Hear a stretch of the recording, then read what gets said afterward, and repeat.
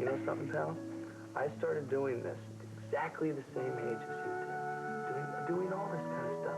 Every year, a few weeks before Christmas, I would get together with Gramps and we would sit down and we would start to make Christmas decorations. She would string all the popcorn together like your mom's doing right now. And Gramps would get all the wreaths and hang them all over the bar, and I would make the paper chains. I must have made enough of those paper chains to hang all over the Rockefeller Center Christmas tree. You know that? Well, thank you. I bet you that she still has those. I bet she does. She never throws away anything. Let's dig them up. Let's put them on the Christmas tree over at Ryan's. Well, we could, but, I mean, they're old. They're going to be pretty ratty. Doesn't matter. Don't you see that's what family's all about? What, old Christmas decorations? Oh, yeah. Old cookie recipes and stories passed on from generation to generation. And old favorite songs and the tablecloth that always comes out Thanksgiving and then disappears right afterwards. Exactly. You know, you're right. I haven't thought about it that way. Well, I have, and I love it. It's amazing to me how permanent family ties are made up of all these little daily rituals, you know. And paper chains. Yeah, exactly. I mean, just think, this Christmas is going to be really special because I'm going to dig up these old chains that you made and put them on the tree next to the one that Owen's making right now. And that way Owen can carry it on to another generation again. That's right.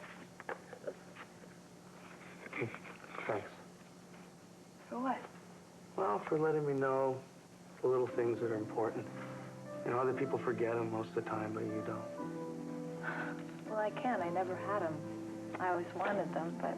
Yeah, I know you did. It doesn't matter. I have them now. Doing things like this with you and Oni and spending time like this, special to me. Makes me feel like we're forming our own family ties. Making our own family stronger. You know? Yeah, I do. It makes me happy. It makes me feel like our family's gonna last a long time. Come on, Owen.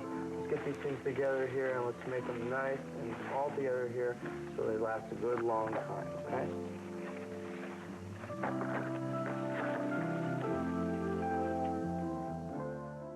Well, Mr. Strand, of course, was in the middle of a tantrum.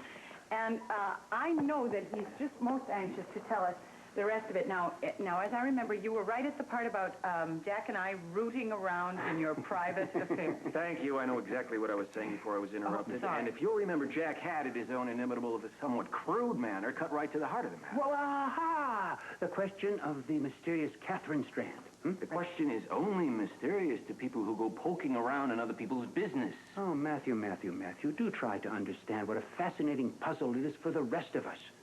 After all, you've been so, how shall I put it, incredibly generous to Miss Strand. We can only wonder what she has to merit such generosity. You are so far off the mark, it makes me sick to listen to you. Really, Matthew? Yes, and you're going to feel very stupid when you learn the truth. Well, I think that's a risk that we're prepared to take. Fine. All right. Okay. You want to know about Catherine Strand? Yeah. I told you to butt out that it's none of your business, but you won't leave well enough alone. Fine. But I just want to make damn well sure that you get the story straight, especially since good old Jack seems to be having some problems in that area lately. Only with your help, Matthew. Well, it will take me a little while to make the necessary phone calls. Oh, that's all right. You take all the time you need. We'll be at Ryan's for the rest of the evening, and whenever you can scrape together this little piece of fiction, you drop by and you can sell it to everyone. You are insufferable, you know that? Name-calling, Matthew, doesn't become you. It's simply that I enjoy watching you try to squirm out of a tight one. You self-satisfied, self-centered son of... I have had it with you. If that's the case, sir, then perhaps you should take your leave. I'm going to show all of you. I'm sure you will, sir, and handsomely. But in the meantime, your welcome is over. Let's go. Thank you, and have a good day.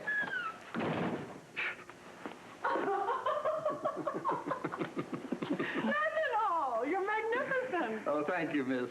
I fancy I haven't lost my touch over the years. In fact, if I might presume... Well, you certainly may. Please do.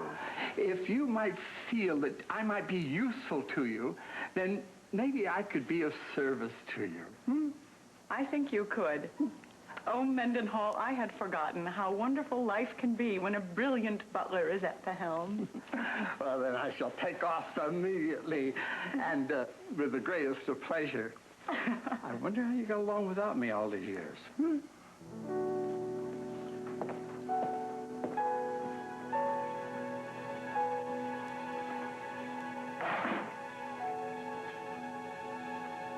Trying to get along without you is going to be very hard. But it would be even harder for me to try to get along without my work in the church. You're the man I love. I always have and I always will. But the church is my life now. I have to choose my life, Silvio. Can you forgive me? There's nothing to forgive. You've always been a strong, honest person. You have to be true to yourself. And this is the decision I've been afraid you would have to make. Are you all right with it? No, I'm not happy with it. But I can accept it. And I promise I would not cause you any more grief by asking you to reconsider. Thank you. I hope very much that this doesn't mean we had to stop seeing each other completely. Oh, I think it should. Why? I think it'll be better this way. I'll stay here for Jack's wedding, of course, but after that, I'm going to leave. I've already been looking into transfers. The possibilities are endless. Must you do this? Yes. I don't want either one of us to live in the past. You and I are black and white people. Shades of gray don't work for us. I think a clean break will hurt less, don't you? I hate to agree with you. But in your heart, you know I'm right, don't you? Yes. Unfortunately, I do. Maggie. Are you really? Oh, absolutely. He's improving by the hour, and barring any unforeseen problems, he should make a very speedy recovery. Recovering. Oh, what a beautiful word. I can't believe I'm really hearing it. That's a wonderful relief, isn't it? It's over. I have been so frightened. Well, of course you have. But I agree with Roger. I think the worst is behind him. Thanks to both of you.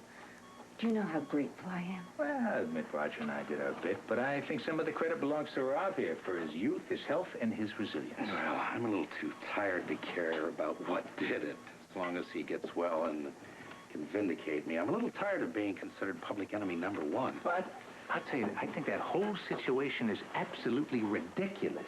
I mean, nobody that knows you could possibly take that accusation seriously. Thanks for your vote of confidence, Seneca. Unfortunately, the authorities don't look at it that way. My only hope is that he'll clear my name. Oh, he will. Gladly. Well, I hope so. Listen, I'm going to turn in. Rob is on his way, and I'm tired. I've got to get some rest. I'll see you in a few hours. Oh, rest well, love. And thanks again for everything. Tell me, how serious is this? Is he really a major suspect? Well, I spoke to Frank Ryan today, and he said that Detective Greer has been very busy building up quite a case against Roger. Well, I just can't understand why. I mean, surely the police know that Roger operated on Rob and saved his life. I mean, why would a man attack someone and then do that? It just doesn't make any sense to me. Well, the fact is that Roger is the only one directly linked to the scene of the attack. I mean, the evidence is strictly circumstantial, but... That's terrible. You know, I pointed out to Frank that Delia was in the vicinity when Robert was hurt, and she had as much or more of a motive than Roger did, so why isn't she a suspect, too? Well, that's an ingenious argument, but unfortunately it doesn't hold up against the medical facts. Why not? Well, the nature of Rob's blow was such that it had to be done by a heavy instrument, and it's highly unlikely that a woman of Delia's size could wield a bat or a club with sufficient force to do the job. Perhaps she bludgeoned him with her décolletage. That's an interesting image. Oh, I'm sorry. That's out of line. It's just that I dislike the lady so very much. Yes, well, She is an acquired taste. Oh, and I'd love to find another suspect. Any other suspect. I know. So would I. But like I said, you better forget about Delia. See, the blow was on the top frontal part of Rob's head. So the attacker was almost certainly a tall, strong male. And in the absence of an on-the-scene eyewitness, the authorities have decided that Roger fits the bill. So it would seem from what you've been saying. So I guess that it's all up to Robert now. He's Roger's only hope. He's the only one who can clear this up.